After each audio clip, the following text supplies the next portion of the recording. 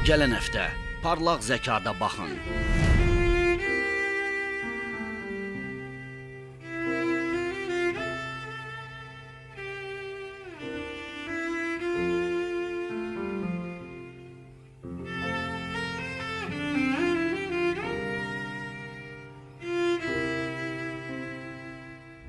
Bugün biz dünya kinematografının dahi simasından danışacağıq və nə qədər pafoslu səslənsə də komediya kralı adını qazanmış bir şəxsi xatırlayacağıq. 4-1 final mərhələsinin birinci mövzusu Charlie Chaplin əsir olunub. Zəkaların iddialı çıxışları.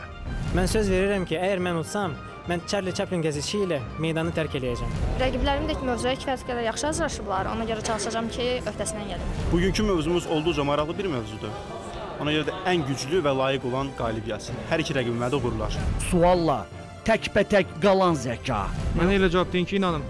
Orada yəni məntiq belədir ki, Hitleri o parodiya eləyir və gülməli şəkildə çıxardır. Ona görə ki, bəlkə dünyanın əhaliyyəti buna gülümsəyib baxa bilər. Qardaşı da təklif edirdi ki, Hitler oynamasın. Düzgün aldım sizi. Belə ola bilər. Qələbəyə bir addım qalmış büdrəyən zəka. Yəni hesab edirsiniz ki, qaynatası ilə münasibətləri yaxşı deyildi. Çünki istəmirdi onun qızı ilə evlənməyini.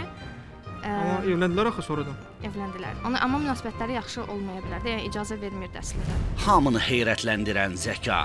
Auto at Venice, yəni ingilis dilində bu film çəkilir. O filmdən sonra bu özünə avara obrazı, yəni Charlo obrazı götürülür. Bəs bizə axı fransız yazıcısı lazımdır. Fransız yazıcısı. Özü gördüyünüz kimi Charlie Chaplin filmində Don José oynayıb. Parlaq zəkanın növbəti mərhələsində kimi görəcəyik?